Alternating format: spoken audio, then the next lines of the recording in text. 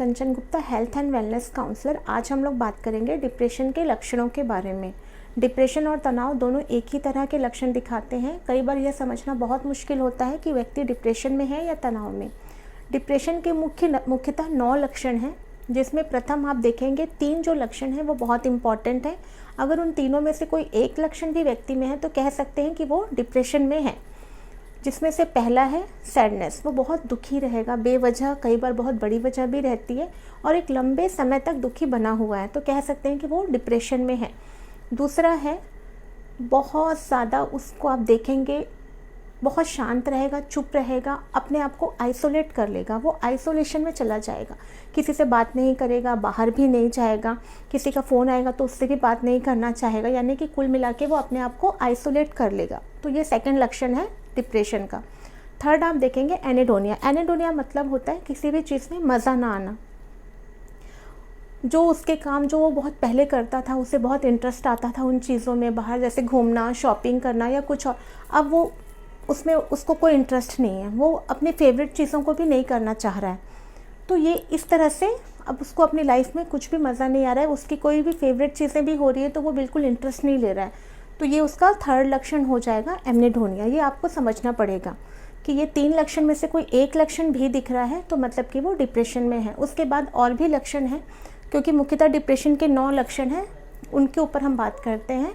अगला लक्षण है बहुत वीकनेस और टायर्डनेस। वो बहुत थका हुआ महसूस करेगा, अंदर से बहुत कमज़ोरी महसूस करेगा। इस कारण से कई बार वो जो ज़रूरी काम है वो करना ही नहीं चाहेगा, वो अंदर से ही बहुत थका हुआ महसूस करेगा।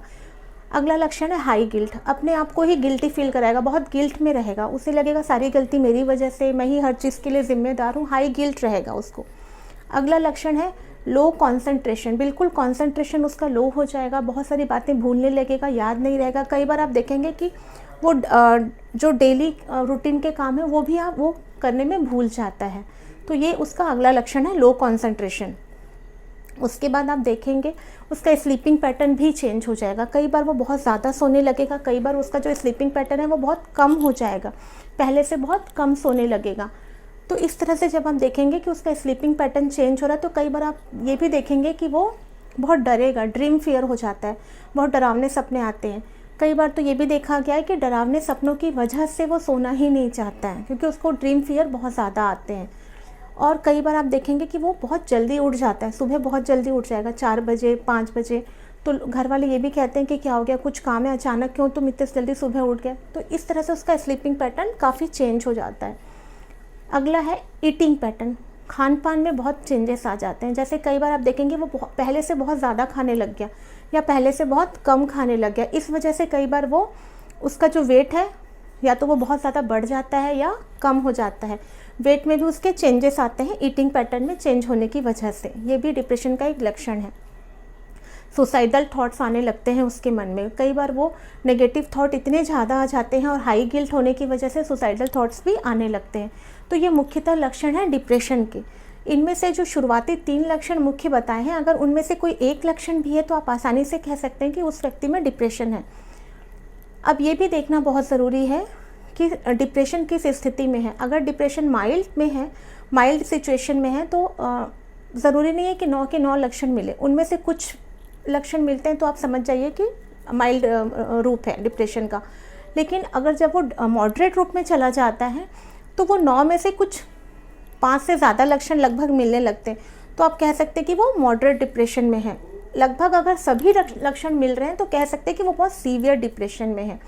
तो इस तरह से आप अपने लक्षणों को आप आसानी से पहचान सकते हैं कि इन 9 में से कितना मिल रहा है उस पर्सन में। उसके आधार पे आप डिसाइड करेंगे कि उसका जो डिप्रेशन का लेवल है वो माइल्ड है, मॉडरेट है या सीवियर है।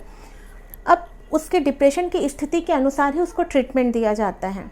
ट्रीटमेंट मुख्यतः 2 प्रकार के होते हैं। एक तो आपका टॉकिंग थेरेपी होती है, जिसमें सामान्यतः बातचीत और काउंसलिंग के जरिए डिप्रेशन को ठीक किया जाता है। इसमें थोड़ा टाइम लगता है, लेकिन ये बहुत बेहतर है दवाइयों की तुलना में, और इससे वो मोटिवेट भी होता है और आगे फ्यूचर में भी डिप्रेशन से काफ़ी लंबे समय तक वो बचा रह सकता है।